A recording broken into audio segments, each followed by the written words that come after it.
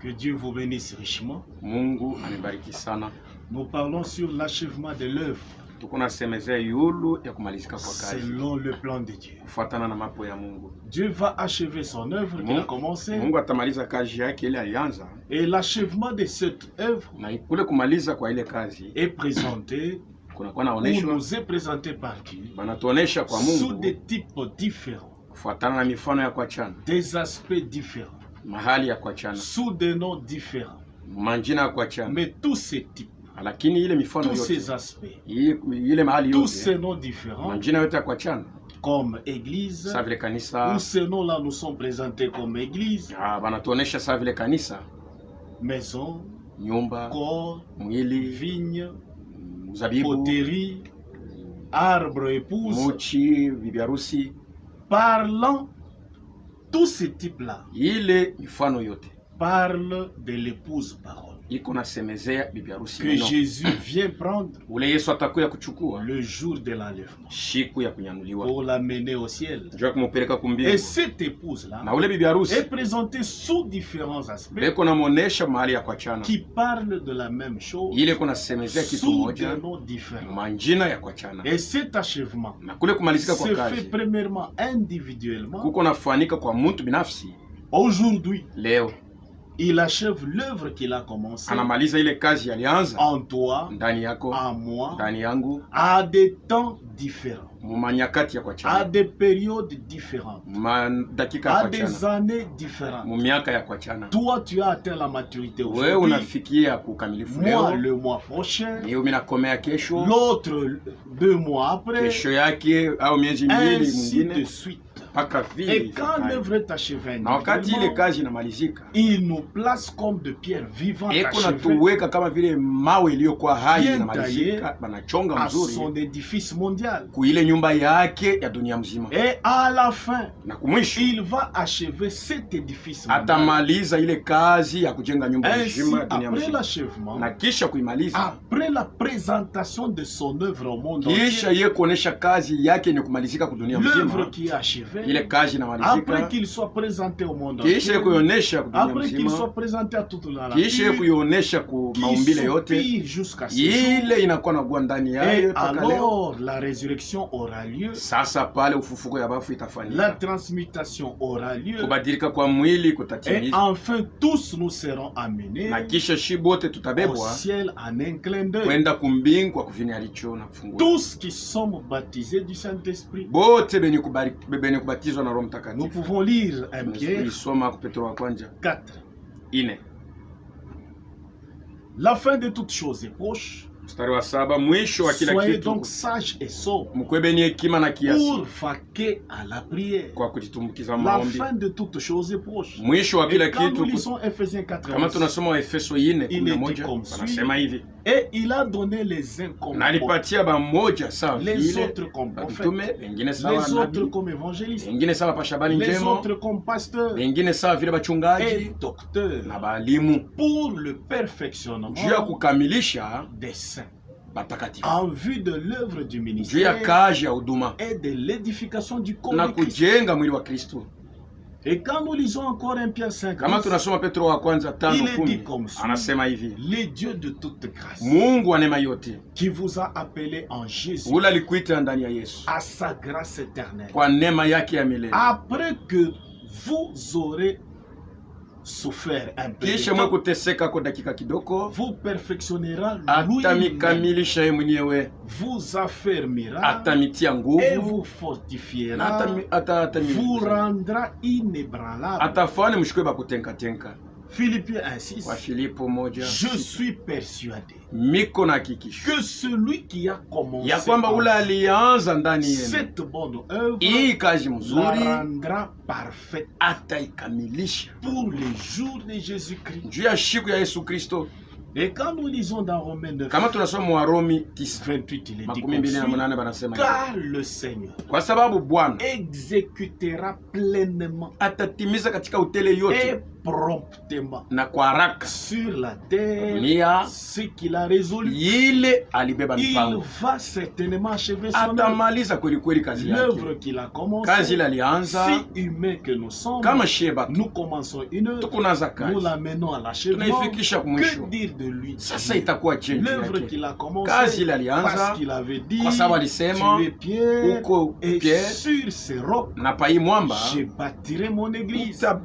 utajenga Il kanisa a yangu. commencé la Alianza construction majengo selon son plan. kufuatana na mapo Il yake, doit assurément anapashwa hakika l'amener à l'achèvement. kuifikisha mwisho. Nous lisons question et réponse Tusome kwa 1, tena maulizo na majibu 1964, ya 1964 août le 23, mwezi wa 8/23, paragraphe 94. korasi ya C'est pourquoi en connaissant ces choses, benye kujua hivi vitu peut-être que mala vous ne ingine les connaissez pas. ambifami Mes frères, bandu mais en connaissant ces choses, benye kujua alors hivi vitu, je suis contraint niko mwenye et kukazishwa, lié à Dieu mwenye kujifunga kwa par Mungu le devoir kupitia mamlaka d'exécuter le plan ile mapasho ya kutimiza mapo du yake premier fondement. ya ile msingi wa kwanza, Car personne ne peut poser un autre kwa fondement sababu hakuna mtu anaweza kuweka msingi que mwingine celui qui a déjà été posé, isipokuwa ile baliwekaka, c'est-à-dire ni kusema celui des apôtres et des prophètes. ule msingi wa mitume Les na prophètes nabii. l'ont annoncé d'avance Manabii ilitangaza et tangu les mwanzo apôtres l'ont exécuté. na bamitume Et baliitimiza, nous sommes censés continuer à na l'exécuter tunashurutishwa kuendelea na jusqu'à kuitimiza ce que mpaka na pale l'édifice soit majengo achevé. yote itamalizika. Nous sommes censés Tunashurutishwa continuer kuendelesha jusqu'à ce que l'œuvre soit achevée. mpaka na pale kazi itamalizika. Lettre circulaire, Barua ya kuzunguka 23, 23 page 7. karatasi ya 7. Je commence par les milieux. Minaanzia mule mkatikati. Si nous voulons expérimenter l'achèvement de l'Église Kama tunapenda kuonja kumalizika kwa kazi ya kanisa et recevoir la pleine bénédiction de na Dieu, kupokea baraka ya utele ya Mungu, il faut que cesse tout commérage inapashwa kabwabwa yote ipate qui kumalizika, sont comme un cancer yenye kuwa kama qui vile ronge le kidonda corps yenye kuwa nakula mwili, et employer le temps pour la prière. na kutumia wakati yote katika maombi. L'œuvre que Jésus a commencée Ile kazi Yesu alianza doit être amenée inapashwa à fikishwa la perfection. kwa ukamilifu, Parce que tout ce qu'il a kwa commencé, sababu yote alianza, assurément il doit l'achever. hakika anapashwa imaliza. Question-réponse. Maulizo na majibu, Les hommes posent des questions bantu beko et Dieu nauliza répond. na Mungu kuna jibu. Page 22. Je commence par les Korasi ya milieux. 22. Le message est l'avant-coureur.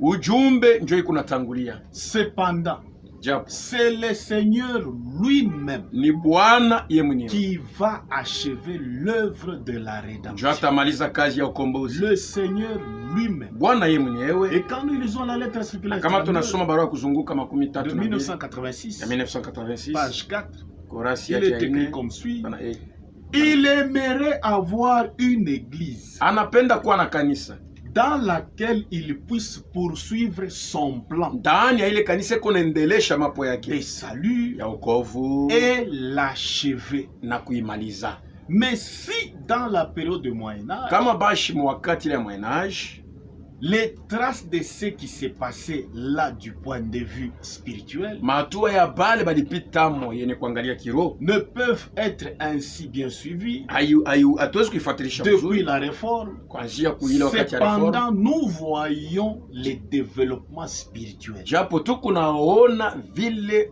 kiroho iko naendelea.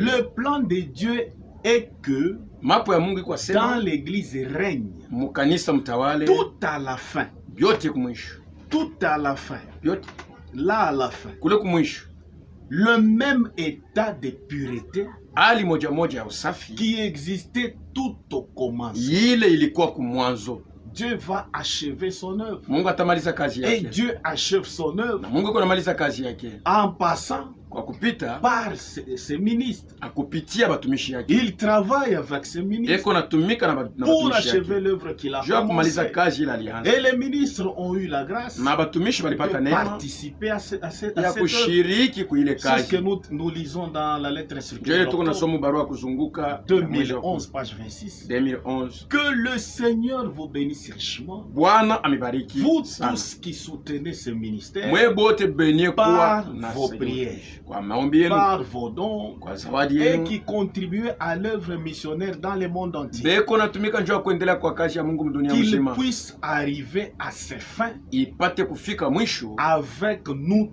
tous na shie bote et achever son na œuvre kumaliza kazi en yake nous ndani yetu et avec nous. na pamoja nasi, Qu'il puisse achever son apate œuvre. kumaliza kazi yake. Et quand nous lisons une autre lettre Kama circulaire tunasoma barua ingine de 2012 ya avril, 2012 page mwezi wa 4 22, karatasi ya 22 vers le milieu, ule mkatikati, aucune promesse, hakuna il malako dit hata moja, aucune promesse hakuna malako ne hata moja restera sans accomplissement. itabakia bila kutimizwa. Lui-même, Ye mwenyewe notre Seigneur, Bwana wetu Sauveur, Mwokozi est en train eko d'achever son namaliza œuvre. kazi yake, Et il nous a été accordé na ilitupewa le ile privilège bahati de prendre ya part ya kushiriki à cela. kuile kazi. Tout ce qu'on vient de dire Vyote tunatoka mkusoma nous montre que biko natuonesha Dieu kwamba est en train d'achever Mungu son eko œuvre. namaliza kazi yake, Et l'œuvre là qu'il est en na train ile kazi d'achever eko namaliza sera à son image. itakuwa ya kumfanana. C'est ce que nous trouvons dans Dieu Ndio ile tuko nakuta et Mungu son plan pour l'humanité, na mapo yake njoo ya paragraphe dunia. 24. Kurasa ya 24. Lors de l'achèvement, Wakati ya kumaliza sera révélé itaonekana que nous avons été transformés ya kwamba à tulibadilika, l'image du Fils de Dieu. tunafanana na mwana wa Mungu. Lors de l'achèvement, Wakati kazi sera itamalizika, révélé itaoneshwa que nous avons été transformés ya kwamba à tulibadilika l'image du Fils de Dieu. kumfanana mwana wa Mungu. Dieu est en train de poursuivre son Mungu œuvre. iko naendelea kazi yake. Comme nous les humains, Sasa vile shia batu nous achevons l'œuvre que nous avons tuko namaliza kazi commencée. ile tulianza. Dieu aussi est en train Mungu naye d'achever son pia iko œuvre. namaliza kazi yake. Nous lisons l'écriture de 1 Jean Tuko 3. nasoma kwa tena andiko ya Yohana wa Deux. kwanza 3. Bien-aimés, Mapendwa, nous sommes maintenant enfants de Dieu. sasa hivi tuko Et batoto ce ya que Mungu. nous serons Na ile n'a tutakuwa pas encore été manifesté. hayaonekana bado. Mais nous savons Tunajua que kwamba lorsque cela sera wakati manifesté, itaonekanaka nous serons semblables à lui. tutafananaka naye, Parce que nous les kwa sababu verrons tutamuonaka tel qu'il est. mpaka vileko. Cette œuvre-là Ile kazi est en train d'être achevée iko namalizika individuellement. mtu binafsi, Et ce jour-là, na ile siku cette œuvre sera ile achevée kazi du point itamalizika de vue mondial. dunia mzima. Maintenant, étant un fils, Mwenye kuwa mwana, étant une fille de Dieu, mwenye kuwa binti wa Mungu, il nous construit individuellement eko natujenga muntu comme binafsi, de pierres vivantes. sa vile mawe iliyo hai, Il taille eko individuellement nachonga kwa pour binafsi nous donner la forme juu atupatie umbo qu'il veut, ila anapenda l'éclat onekana kwa qu'il ngala veut, kuna anapenda selon son plan, kufuatana mapo yake, jusqu'à ce que nous reflétions mpaka na pale sa tutaonesha propre image, picha yake, jusqu'à ce que la pierre mpaka na pale soit mwamba un produit fini. itakuwa ni kazi ya Il est en kumalizika, train de nous tailler eko en natuchonga tant que des pierres sa vivantes vile mawe iliyo hai individuellement. mtu binafsi. Nous lisons un Pierre Tusome Petro wa kwanza 2:4. 2:4. Approchez-vous de lui, Mumukaribie basi pierre vivante, mawe iliyo hai rejetée par les hommes, ile batu mais balikatala, choisie lakini et banachakula précieuse na ya devant damani Dieu. mbele ya Mungu. Et vous-même, Na mwei comme de pierres vivantes, sa vile mawe iliyo hai édifiez-vous mupate pour kujengana former une maison juu spirituelle, ya kutunga nyumba ya kiroho, un saint sacerdoce, ukoani takatifu, offrir kutoa afin d'offrir des victimes hivi spirituelles mupate kutoa masadaka agréables à Dieu. ya kumpendeza Mungu. 1 Roi 5. Wafalme wa Nous kwanza, voyons que dans l'Ancien tunaona ya Testament, kwamba mwagano la kale les pierres étaient taillées mawe balikuwa naichonga très loin mbali de là qu'on construisait le temple. mbali na pale On balikuwa a najenga porté des makutano, pierres balikuwa naileta déjà bien taillées yenye kuchonga pour mzuri juste les juu placer. ya kuiweka kunyumba. Nous lisons 1 Roi 5, Tusome ko 17. Wafalme Le wa roi kwanza ordonna 5. d'extraire de grandes et magnifiques pierres mfalme akaamuru bapate kuleta mawe ya de munene na taille thamani pour le fondement de la maison. juu ya kujenga nyumba. Les ouvriers de Salomon, Bale batendakazi ba ceux Salomoni, de Hiram, bale ba Hiramu, les Gibléens, ba Gibeon les taillèrent balikuwa na ichonga, et ils préparèrent le bois balikuwa natengeneza kuni et les pierres pour bâtir la maison. na nyumba na mawe juu ya 1 kujenga roi nyumba. 6-7. Mfalme wa kwanza 6:8. Lorsqu'on bâtit la maison, Wakati beko najenga nyumba on se servait des pierres, balikuwa natumia mawe toutes taillées, yenye kuchonga et mzuri, ni marteau, akukwe wala sando ni hache, au ni shoka aucun instrument de au fer chombo ingine ne ya chuma. furent entendus dans la maison Bakuwa nashika kelele yayo ndani ya pendant nyumba qu'on la wakati construisait. balikuwa najenga ile nyumba. Dieu lui-même Mungu yeye mwenyewe travaille individuellement, eko natumika kwa mtu binafsi, chacun de nous, kila mmoja wetu pour qu'il devienne juu apate kuwa un temple akuekala là qu'il va résider. mula ataikala, Et il nous achève na iko natumaliza à des temps différents. mu manyakati ya kwa chana. Les autres Bengine le sont déjà, banisha kumalizika, les autres bengine le seront demain, batakuwa kesho, les autres après-demain, bengine kesho yake, ainsi de suite. hivi mpaka vile On devient temple de Dieu. tuko na kwa hekalo ya C'est Mungu quand il habite en wakati Mungu anaikala ndani vous. Et yako, tout celui na ule yote en qui la construction n'a pas ndani pris yake fin majengo cette hayamalizika, œuvre-là ile kazi n'est pas encore achevée. hayamalizika bado, Cette œuvre-là ile kazi est encore dans le chantier. ingali mfuashi ya kuitengeneza. Nous allons lire encore. Tukunaendelea na kusoma tena. Lorsque vous construisez une maison, Kama unajenga nyumba, vous mettez vos montants munaweka vya et kupandia tout le reste. na vingine. Certains de ces charpentiers Ba mingi et wale de ces wanakuwa entrepreneurs bakuleta qui sont mambo ya nyumba ici yenye kuwa hapa, pourraient nous dire comment on bâtit sa maison. wanaweza kutuelezea vile wanajenga nyumba. Voyez-vous? Unaona, Mais je vais vous dire mimi napenda unielezee comment construire votre maison ni namna spirituelle. kani tunaweza kujenga nyumba yetu ya kiroho, L'endroit où Dieu peut habiter. fashi ile Mungu anaweza kukala. Il veut habiter en vous. Anapenda kala ndani yako, Il veut vous faire devenir comme lui. anapenda ukuwe sawa yeye, Il veut que anapenda vous reflétiez son être. uoneshe bumuntu bwake. Vous voyez, Unaona, il n'était pas exigé de ces gens-là aba kuamuru bale la bantu même chose que de ces autres-là. kitu moja moja Il sawa ya n'était pas bengine, exigé de lui aba kubamuru si même, hata kama si la même chose que celle-là, kitu moja moja sawa ile, mais lakini il a construit son église alijenga kanisa yake de la même manière. mnamna moja Il moja, construit son église eko najenga kanisa de la yake même manière mnamna moja, qu'il construit son peuple. eko najenga taifa yake. Alors Pierre, Sasa ici, Petro dit hapa premièrement, anasema mbele la foi. imani, Il dit cette chose. anasema vitu La sana: foi, imani, la vertu, uwezo, la connaissance, ufahamu, la tempérance, la kujizuiza, patience, la piété, utawa, l'amour fraternel, mapendo ya ndugu, l'affection fraternelle, mapendo ya ndugu, et ensuite l'amour de Dieu, na kisha mapendo ya le Mungu, Saint-Esprit. Roho Mtakatifu. Christ dans la personne du Saint-Esprit Kristo ndani ya Roho vient Mtakatifu sur vous iko nakuja juu dans yako, le vrai baptême du Saint-Esprit. mubatizo ya kweli ya Roho Mtakatifu, Et vous avez na uko na toutes ces vertus mawezo yote hii scellées en vous. yeye ni kutia muhuri ndani Alors yako. Dieu vit dans un tabernacle Sasa Mungu iko naishi maskani appelé l'édifice, ile banaita le majengo, tabernacle vivant, maskani iliyo hai, du lieu d'habitation du Dieu vivant. washi ya makao ya Mungu aliye hai. Eh bien, Sasa la uzuri, Bible dit ici Biblia inasema que hapa, Étienne a parlé de Salomon Etienne alisemeaka mambo ya Salomo, qui construisait un ule temple alikuwa anajenga et hekalo, le Très-Haut n'habite pas dans le temple fait na de ule aliye métaux, juu kabisa hekalo yake mwekalo ni kujenga car na le mikono ya ciel watu, est mon trône kwa sababu mbingu et la ni kiti terre yangu ya mon enzi marchepied. na dunia ni Où fashi se ya trouve vikanyagio le yangu, lieu de mon repos? na fashi kanyenye kuwa mapumziko Mais yangu, tu m'as formé un corps. ulinyitunga mwili.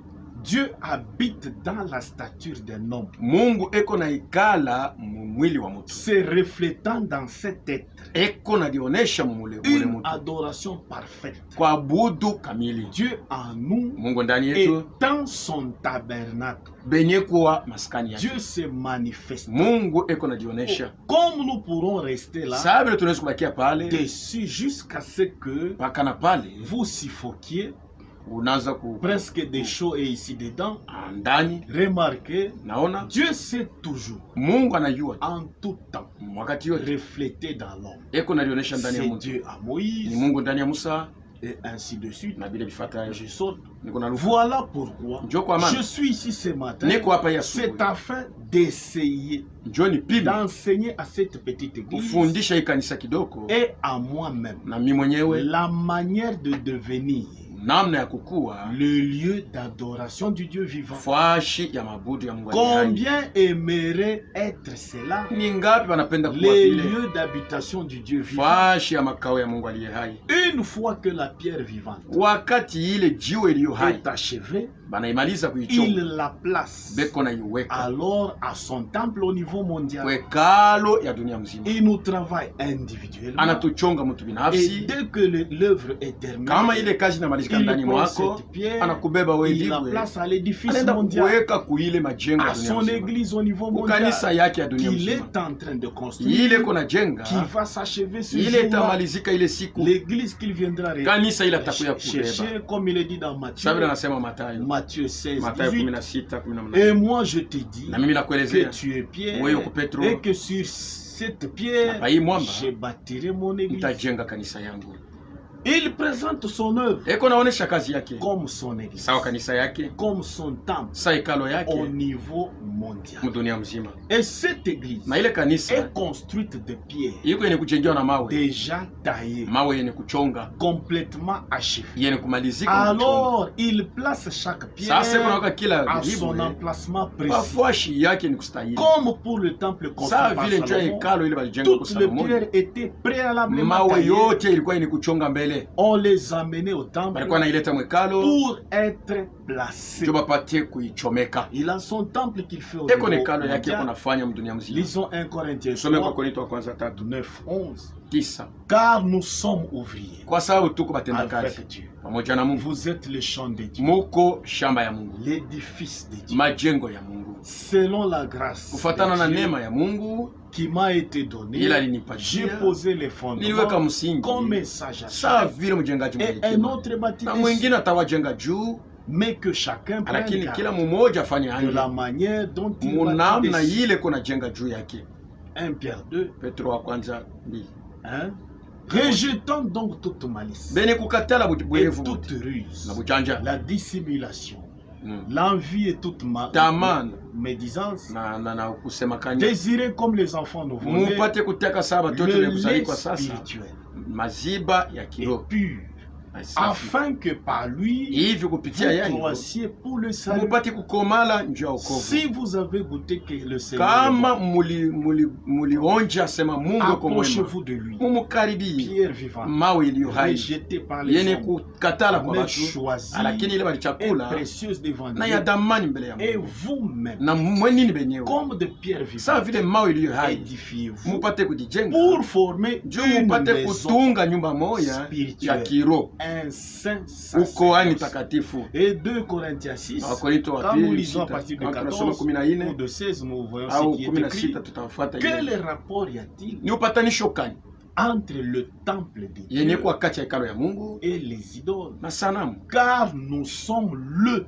temple du Kwa Dieu sababu vivant. tuko ni hekalo ya Mungu aliye hai, Comme Dieu l'a dit, sawa vile Mungu alisema j'habiterai nitaikala, et je marcherai au nitamtembeaka milieu d'eux. kati yabo, Je serai leur Dieu nitakuwa Mungu et wabo ils seront na mon peuple. batakuya taifa yangu. Nous sommes son église Tuko kanisa yake qu'il est en train de construire. ile kuna jenga. Quand Salomon avait achevé Wakati Salomoni alimaliza la construction, majengo, il a prié et aliombaka la gloire de na l'Éternel utukufu wa milele avait rempli cette maison, ulijaza ile nyumba, pas avant que la maison ne soit ana achevée, mbele ya nyumba mais kumalizika, seulement quand la construction a pris ni fin. mpaka wakati majengo ilimalizika. Aussi dans notre temps, Na mwakati yetu pia Dieu va achever Mungu l'œuvre atamaliza kazi yake qu'il a commencé ile alianzisha depuis Éphèse kuanzia kwa Efeso, et qui va prendre fin na dans itamalizika notre temps de la wakati Odyssée. yetu ya Et Laodikia. quand cela sera Wakati achevé, ile kazi itamalizika, alors nous verrons sasa tutaona tena cette gloire, ile utukufu,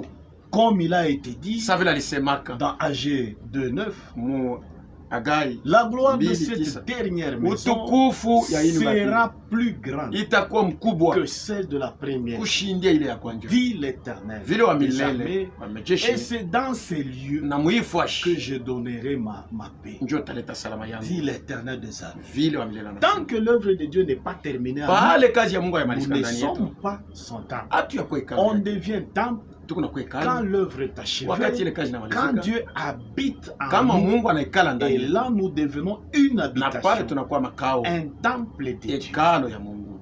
Job 42. Ayubu À partir du 12 kuanzia ku 12. Quand l'œuvre est achevée, Wakati kazi il y a la inamalizika, gloire de Dieu qui uko descend. utukufu ya Mungu Une inakuja, puissance est uwezo ya descendue. Mungu kunashuka. Et pendant ces dernières années, Na mwii miaka ya Job mwisho reçut de l'Éternel plus de Ayubu bénédictions alipokea toka wa milele mabaraka ya mingi qu'il en avait reçu kushindia ile alipataka dans les premières. mu wakati ya Il kwanza. posséda 14 000 brebis. Akakuwa na 14,000 ya nkondolo. Et quand vous lisez la suite, Kama unasoma vous verrez ifuatayo, qu'il a eu plus mutaona ya kwamba alipata zaidi de biens qu'avant, ya bintu kushindia le mbele, double alipata mara de tous mbili ses biens, ya vitu mais le vyote, nombre d'enfants lakini watoto est yake resté le même. alibakia paka vile. La gloire de Dieu Utukufu ya sera Mungu sur son église. itakuwa pa kanisa La yake, pierre de fête mwamba sera posée jiwe sur ce temple achevé, bataiweka pa ile kalo yenye kumalizika, sur ce temple qui est achevé. ile ekalo yenye kumalizika Pas majengo. avant que cela ne Ana soit mbele achevé. ya ile kazi Il kumalizika, faudrait que le temple inapashwa ekalo soit achevé. imalizike. Alors, Sasa la pierre jiwe ya juu vient se poser, itakuya kuikala pale juu, la pierre de fête. ajiwe ya juu, Et Dieu nous présente son œuvre na Mungu yuko natupatia atuonyesha kazi yake comme un arbre. sawa vile muchi L'arbre épouse. bibi harusi. L'œuvre de Dieu au niveau mondial Kazi ya Mungu mdunia nous mzima est présentée banatuonesha hayo comme son arbre, sawa vile muchi comme yake, l'arbre sawa épouse. vile muchi bibi harusi. Et cet arbre Na ile muchi que Jésus a planté, ile Yesu alipanda à un temps donné, mwakati il a fulani, été rongé bali kulaka par le gazam, kwa par la gazamu, sauterelle, Kwa Gélec banjo, et l'asile. dudu na ile yote, Mais à un temps donné, lakini mwakati il a fulani restitué cet arbre. alirudisha ile muchi. L'arbre a commencé à Muchi bouger. ilianza Maintenant, kuchipuka. l'arbre a grandi. Sasa muchi ilikomea. L'arbre bientôt là. Sasa hapa sasa hivi Le ile fruit. muchi itatoa matunda. Nous lisons la restitution. Tuko nasoma kurudishwa, Restitution de l'arbre. kurudishwa kwa muchi bibi harusi. Nous pouvons commencer. Tunaweza kwanza, Il était le parfait arbre prophète. ilikuwa ni muchi kamili ya nabii, L'arbre modèle. muchi Arbre ilikuwa mfano, époux. muchi Bwana wa Mungu. Quelle gloire. Utukufu kani S'il était l'arbre époux kama alikuwa muchi du Bwana jardin harusi d'Éden, ya mshamba, alors l'arbre époux sasa ile muchi ne Bwana peut harusi pas porter le fruit haiwezi kutoa matunda sans l'épouse. bila bibi C'est harusi. pourquoi il doit y Ndio kwa avoir maana unapasha kuwa un arbre époux. unapasha kuwa muchi bibi harusi Par sa kwa naissance, kuzalikwa. cet arbre épouse Ile muchi bibi doit harusi être de la même nature, inapasha kuwa ya hali moja, du même matériau, ya majengo moja, c'est-à-dire la parole, ni kusema que neno. l'arbre époux. Ile muchi bibi J'espère harusi, que bwana vous me harusi. comprenez. Na wazia mko Il naisikia, doit y avoir la même vie inapasha kuwa na uzima moya dans moya l'arbre épouse ndani ya ile muchi que bibi dans harusi l'arbre époux. yenye kuwa mbwana harusi. Les œuvres que j'ai faites, Matendo ile vous mnafanya le ferez aussi. mtaifanya pia. Il était l'époux. Alikuwa bwana harusi. Et quand nous lisons, Kama tunasoma allumer la lumière, mwakishe moto, prêché en 1964, ile banahubiri à 1964 partir du paragraphe anzia 134, kukorasi ya 134 il est écrit, anasema depuis la maturation du grain, mpaka wakati ile mbeko likomea en remontant kwa kupanda jusqu'à Luther, mpaka kulite tout au travers des âges, kupitia vizazi, cela devrait être maintenant la plénitude de l'évangile, ile ilipasha kuwa sasa utele ya Injili, la puissance de Dieu, uwezo ya Mungu pour faire mûrir juu ya kuivisha la lumière qui a été manifestée ile mwangaza à ilionekana travers la justification, kupitia la kuhesabia haki, sanctification. utakaso. L'âge de la Pentecôte Kizazi kia devait faire mûrir l'arbre ilipashwa épouse kuivisha muchi bibi harusi pour la venue du Seigneur Jésus, juu ya kukuja kwa Bwana Yesu, afin que Christ puisse être manifesté hivi dans son Kristo apate épouse kuonekana tena bibi harusi comme wake une seule personne. sawa vile mtu mmoja. lui yeye et sa femme, na bwana bibi yake, lui et son épouse. yeye na bibi harusi C'est wake. l'heure dans laquelle nous vivons. Ni wakati mule C'est la tunafanya, lumière du jour. ni mwangaza wa siku. Et quand nous lisons encore une autre prédication, Kama tunasoma tena mahubiri ingine, l'évangélisation du temps de la fin, injili ya wakati wa mwisho, à partir prêché en ile 1962, mahubiri 1962, paragraphe kurasi 181. 181. Regardez ici, Mwangalie hapa, vous rappelez-vous mko nakumbuka de mon passage, de mon message récemment ujumbe yangu nilihubiri sasa hivi sur l'arbre épouse. kwa muchi bibi harusi.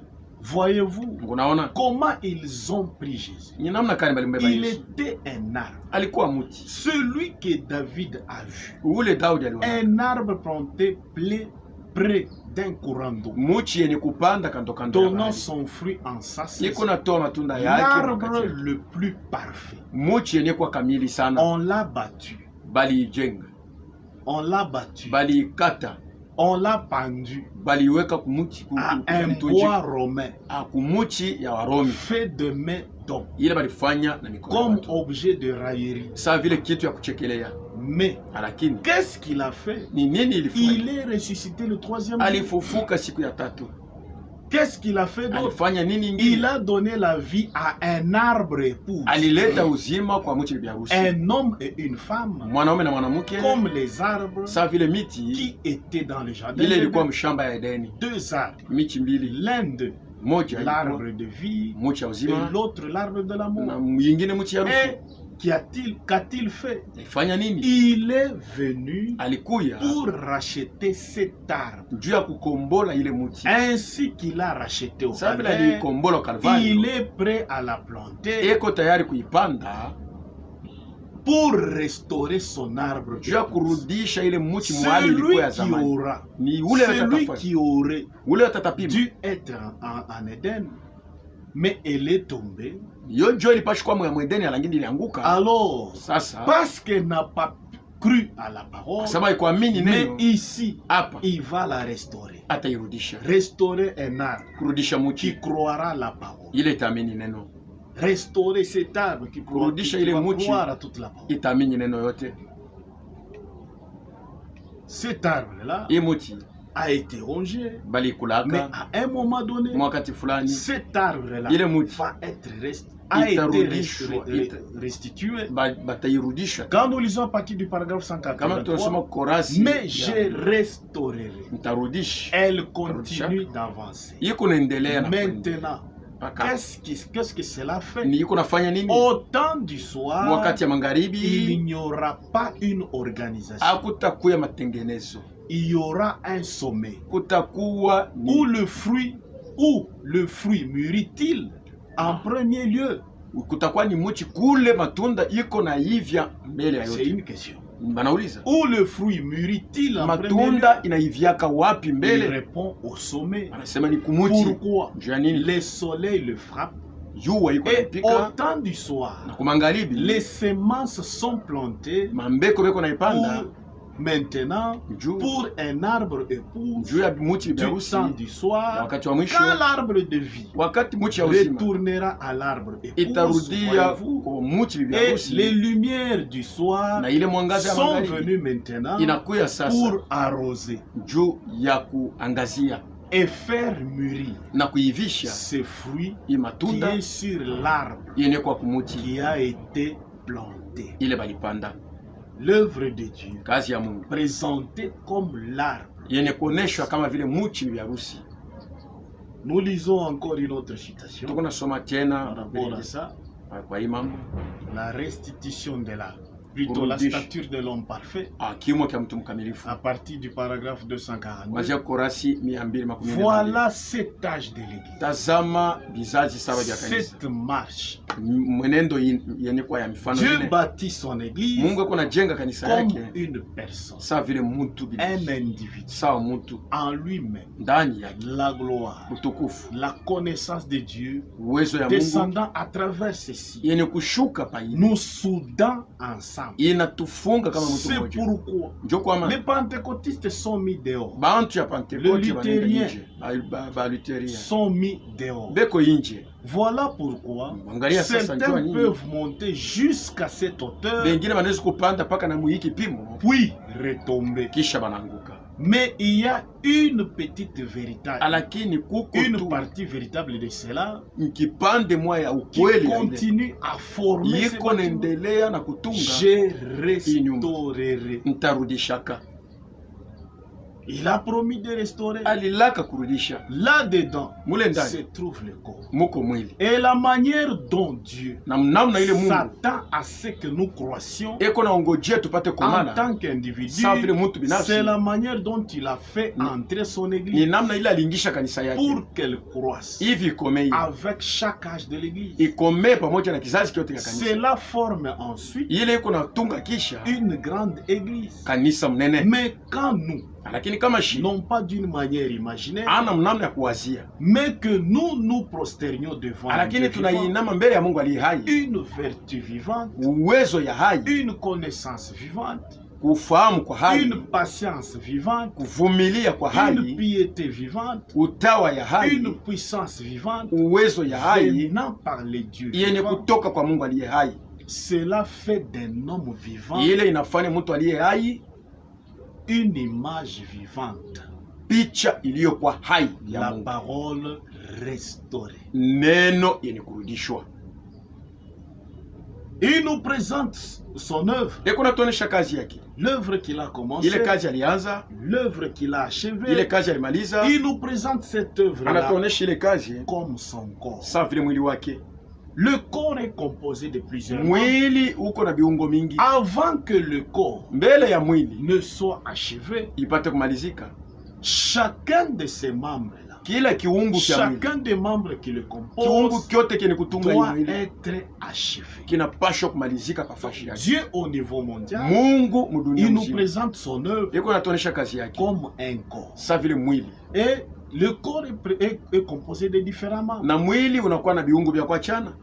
Chaque membre Kila kiungo achevé individuellement kene kumalizika kwa pekee est placé dans ces beko corps-là. nakiweka mwili mwili, Et chacun de ces membres doit être adopté. na kila kiungo kinapashwa kuitikiwa kumwili, Et une fois adopté, na wakati ile le wanakuitikia membre est placé. kiungo kiko naungana na mwili Jusqu'à ce que mpaka na le pale corps sera entièrement achevé. mpaka na pale mwili utamalizika Jusqu'à kwa ce que lote, ce corps-là, son mpaka na tour, pale ile mwili sera achevé. utamalizika. Premièrement, Mbele ya yote, chacun de ces membres kila kiungo cha hii doit mwili atteindre l'adoption. kinapashwa kuitikiwa. Jésus était né. Yesu alizalikwa, Jésus croissait. Yesu alikuwa nakomana, Jésus a été adopté. Yesu balimutikiaka kama mwana. Ainsi, Hivi étant enfant de Dieu, mbele kwa watoto ya Mungu, né de Dieu, mbele kuzalikwa na Mungu, nous devons croître tunapashwa kukomea individuellement kwa mtu binafsi et atteindre la na maturité kufika pour komala, être adopté. hivi apate kututia bana. Lisons un peu Luc Tusome kote 2:52. na Luka 2:52. Jésus croissait en sagesse, Yesu alikuwa anakomea katika hekima, en stature, en mukiimo, sagesse, en grâce, munema devant Dieu mbele ya Mungu et devant les na hommes. mbele ya batu. Et quand nous lisons Galates Kama 2, tunasoma Galatia Galates 4 ine et 5, 5, on peut commencer à partir de 4 tunaweza et 5. kuanzia kuine. Mais lorsque le temps ont été accomplis, Wakati Dieu ilienda, a envoyé son fils, Mungu alituma mwana wake né d'une femme, mwenye kuzalika na né mwanamke, sous la loi, mwenye kuzalika chini ya sheria, afin qu'il rachète hivi apate ceux kombola qui étaient sous la bale loi, walikuwa chini ya sheria, afin que nous hivi shi ressuscions tupate kupokea l'adoption. kutiwa wana. Et nous lisons un peu le Na prophète tuko nasoma ko tena nabii nous explique eko natufasiria ce que c'est l'adoption. hii mambo ni Que kuangalia nous kutiwa trouvons wana, dans la brochure adoption, ile tunakuta mukaratasi ya kutiwa wana partie 3 et partie 2. kipande ya 3 Nous na kia pili. commençons par la partie 3, Tunaanzia kipande ya 3 paragraphe 32. korasi ya 32. Maintenant, Sasa mercredi soir, mukazi 3 mangali, beaucoup d'entre vous n'étaient pas là le mercredi bamingi soir. abakukuwa ko mukazi 3 mangali. Je crois que c'est le verset 3 Na wazia ou c'est ni le verset 5. au verset 3 au Je ya commence au 33. mimi naanza paragraphe. 13 Dieu korasi. qui cherche à placer ses siens. Mungu leko nataka kuweka balio kwa baki. Quand Dieu en place un, Kama Mungu anaweka mmoja wake, alors l'église tout entière veut être comme là. comme celui-là. Kanisa yote mzima inapenda kuwa sawa. Avoir le membre de genre des choses. Kukuwa na ba member ba faire la même chose. Kufanya kitu moja. Nous sommes taillés différemment. Beko na tuchonga bene kuachana. Nous sommes faits différemment. Tuko bene kuchongewa namna ya kuachana. Nous avons des natures différentes. Tuko na mahali ya kuachana. Nous sommes placés dans des différentes bana positions. Tuweka mafashi ya kuachana. Chacun pour un travail différent. Kila mmoja na kazi yake ya kuachana na nyingine. C'est pour un genre de travail. Et l'autre pour un travail plus grand. Je crois que j'espère on peut sauter 81. L'adoption, le placement en position. Où sont-ils? Montre-moi où ils sont. Dieu qui appelle ses enfants le met à part par la manifestation. Ils n'ont pas besoin d'en dire un mot. Voyez-vous qu'il s'est passé quelque chose. Il place son fils dans sa position. Il lui donne sa place. Exactement le même chose. Exactement le même chose. Et même plus. Les fils étaient adoptés, placés à un endroit élevé. On le conduisit là-bas. On lui mettait un vêtement nouveau, d'une couleur nouvelle. Le père célébrait ça par une cérémonie. Et il disait, voici mon fils. Dorénavant, c'est lui qui gouverne, celui qui dirige. Il est à la tête de tout mon héritage. Tout ce que j'ai lui appartient. C'est exact. Ensuite, nous pourrions répondre prédestiné dans son amour à être enfant d'adoption selon son propre désir, selon sa propre volonté. Et quand nous lisons adoption à partir du paragraphe 14, alors qu'est-ce que l'adoption? Maintenant je vais prendre ce point-ci. Je n'aurai pas longtemps de voir ça en entier. Votre adoption, c'est votre placement. Votre adoption, ce n'est pas votre naissance. Votre adoption, c'est votre placement. Quand vous êtes adopté, vous êtes placé. Très différent de la naissance.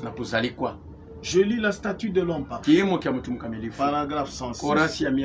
Vous savez autrefois, quand il préparait l'or, avant qu'il y ait de fonderie, pour la purifier, il le martelait. L'œuvre de Dieu est en train d'être travaillée. L'œuvre de Dieu est en train d'être bâtie, martelée, jusqu'à ce qu'elle puisse avoir une forme. Il le martelait pour le débarrasser de toute impureté, du fer, du cuivre, de toute autre chose. Il le battait, il le retournait et le battait encore. Les Indiens font cela maintenant. La batte de l'or. Ils le battent. Vous savez comment ils savaient que tout le fer en était sorti? Comment est-ce qu'ils savaient ça? Que toute la terre et les impuretés en étaient sorties, c'est lorsque c'est lui qui battait, il voyait son reflet comme dans un miroir. Il était propre. ilikuwa safi, est suffisamment pur pour refléter le batteur. C'est ainsi que Dieu fait. Il prend l'or qu'il a découvert dans la terre. Il les bat par le Saint-Esprit. Le retourne plusieurs fois dessus. Il le bat jusqu'à ce qu'il puisse voir son reflet. Et c'est ce que nous sommes censés faire. Refléter le Fils de Dieu. Maintenant, nous sommes censés accomplir son œuvre. Nous sommes censés le refléter. Vous commencez à refléter les œuvres de Christ. Mais tellement parmi nous, parmi nous, il y en a qui essayent de faire les œuvres de Christ avant que le reflet de Christ ne soit en eux. Voilà le problème. Un homme spirituel en croissance a besoin de quelque chose à manger. C'est la parole de Dieu. J'en crois chaque parole. Dieu a préparé une table pour nourrir le saint de Dieu. Il invite ses élus. Donc, l'or était battu jusqu'à ce que l'homme puisse refléter l'image de Dieu. Lisons un peu Ephésiens 4. Dieu a envoyé le ministère pour l'édification. Ephésiens 4. Il a donné les uns comme apôtres, les uns comme prophètes, les autres comme évangélistes, les autres comme pasteurs et les autres comme docteurs pour le perfectionnement de saints, en vue de l'œuvre du ministère et de l'édification du corps de Christ, jusqu'à ce que nous soyons parvenus à l'unité de la foi et de la connaissance du Fils de Dieu, à l'état d'homme fait, à la mesure de l'homme parfait, à la mesure de la stature de l'homme parfait. Oh, on peut bien lire. À l'état d'homme fait, à la mesure de la stature parfaite de Christ. Afin que nous ne soyons plus des enfants flottants, emportés à tout vent de doctrine, par la tromperie des hommes, par leur ruse, dans le moyen de séduction, mais que professant la vérité dans la charité, nous croissions à tous égards en celui qui est le chef, Christ. C'est de lui et grâce à lui, le lien de son assistance, que tout le corps bien coordonné, formant un solide assemblage, tire son accroissement selon la force qui convient à chacune de ses parties, et s'édifie lui-même dans la charité. Lui-même construit le corps qui est composé de plusieurs membres. Et quand nous lisons 1 Corinthiens 12, on nous donne aussi quelques détails là-bas. Un seul, on commence à partir de 11, un seul et même esprit opère toutes ces choses, les distribuant à chacun en particulier comme il le veut. Car comme le corps est un et a plusieurs membres, et comme tous les membres du corps, malgré leur nombre, ne forment qu'un seul corps, ainsi en est-il de Christ. Nous avons tous en effet été baptisés dans un seul corps, dans un seul esprit, pour former un seul corps, soit juif, soit grec, soit esclave, soit libre. Nous avons tous été abreuvés d'un seul esprit. Ainsi, le corps n'est pas un seul membre, mais il est formé de plusieurs membres. 17. Si tout le corps kama mwili wote était l'œil, ulikuwa licho, où serait l'ouïe? sasa sikio lipasha kwa. Maintenant Dieu a placé chacun des membres Sasa Mungu anaweka kila kiungo dans le corps mwili comme il a voulu. sasa vile alipenda. 27. 27.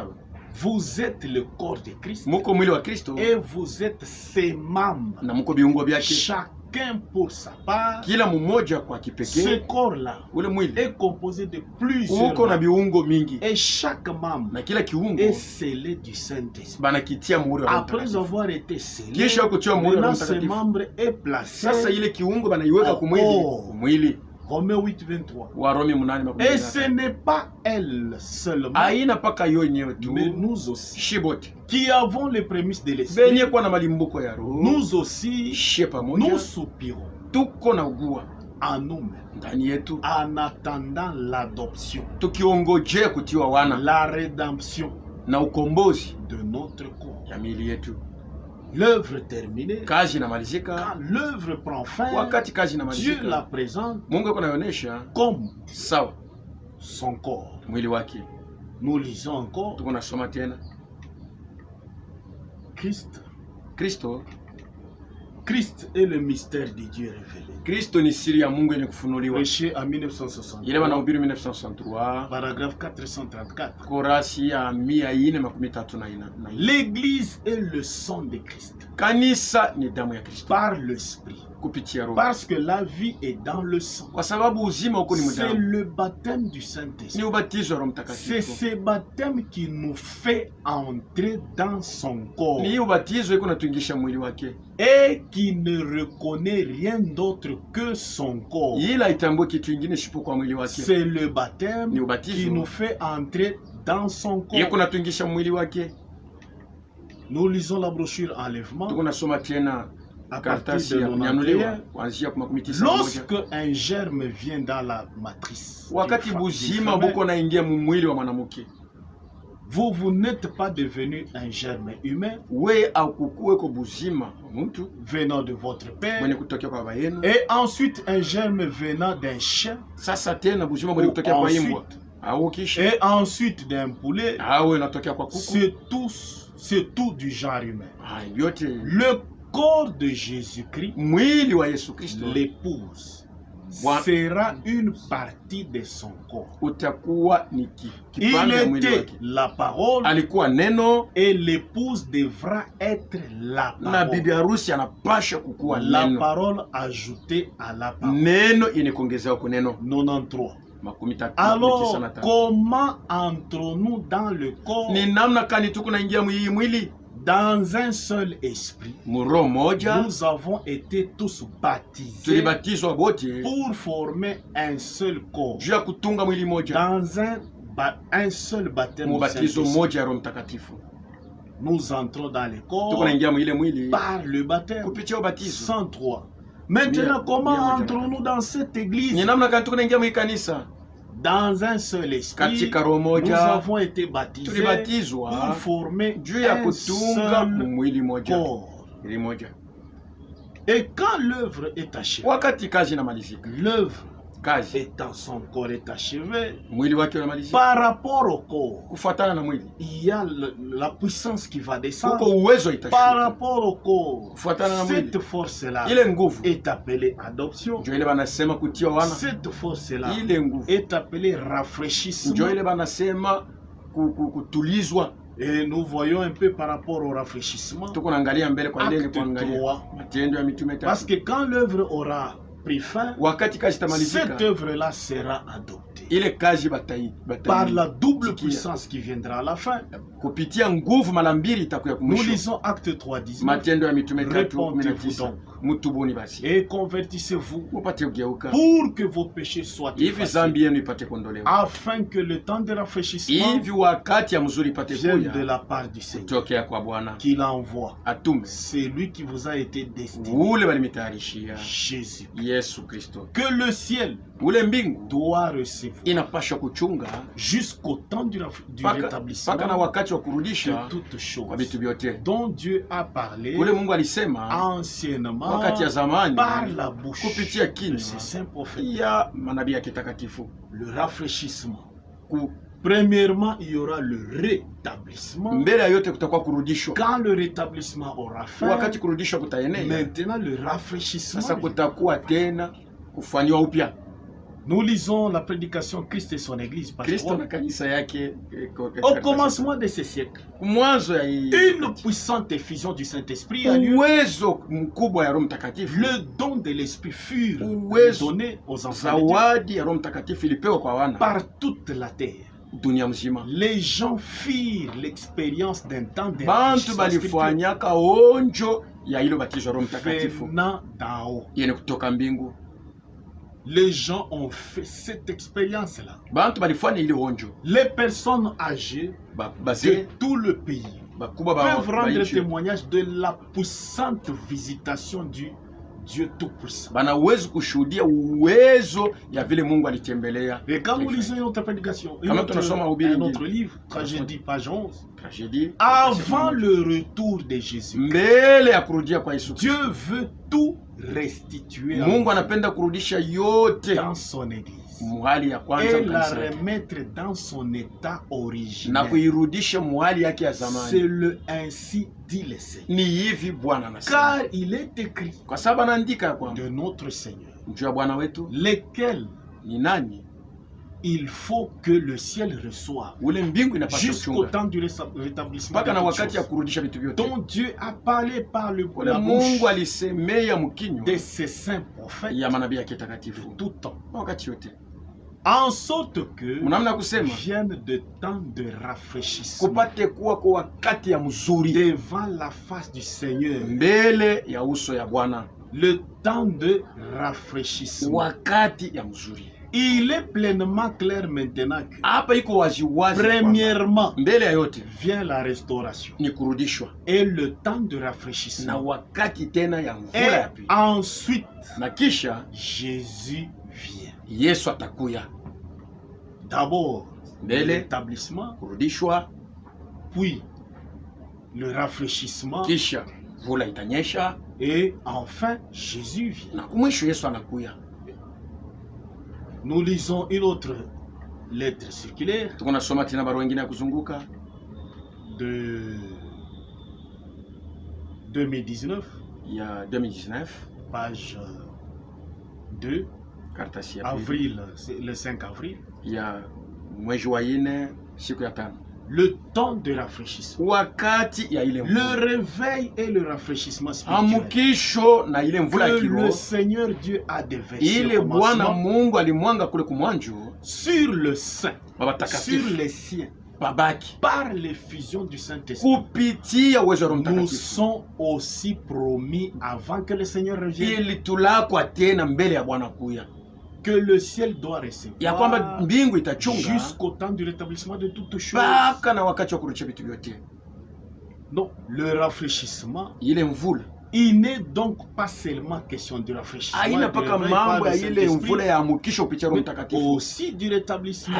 Mais avant que Jésus vienne, le rafraîchissement doit avoir cette puissance qui va descendre à la fin est appelée le rafraîchissement spirituel. Il ressort distinctement de ces paroles qu'un temps de rafraîchissement et de rétablissement spirituel doivent avoir lieu avant que Jésus, en tant qu'époux, puisse revenir prendre son époux. Le temps de rafraîchissement. Et parce qu'il a été promis que ce temps-là doit avoir lieu. Nous lisons une référence par rapport à ça.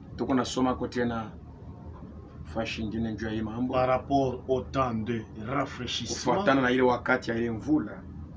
Parce qu'il viendra pour moissonner.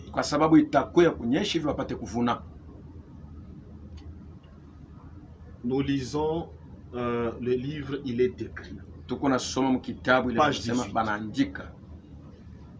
En ce temps-là, mwile wakati le croyant prieront baaminifu comme bataombaka il est écrit sababu dans banaandika Zacharie. Zakaria, Donnez à l'Éternel de la pluie mupatie wa milele au temps mvula de la pluie de la wakati ya dernière saison. mvula ya Comme nous wakati wa l'avons pili. déjà exposé, Sawa vile ce tulisemezea, temps sera celui du rafraîchissement hii wakati itakuwa ni qui wakati a wa ile mvula été promis ile balilakaka avant le retour de Jésus. mbele ya kurudia kwa Yesu. Le temps de la moisson, Wakati ya mavuno le imenea, Seigneur de la moisson Bwana wa peut mavuno dire les mêmes paroles qu'il a dites anaweza kusema misemo moja moja alisemaka à ses disciples. kwambia En banafunzi ce yake, temps-là, mwile wakati la moisson est grande. mavuno ni mkubwa.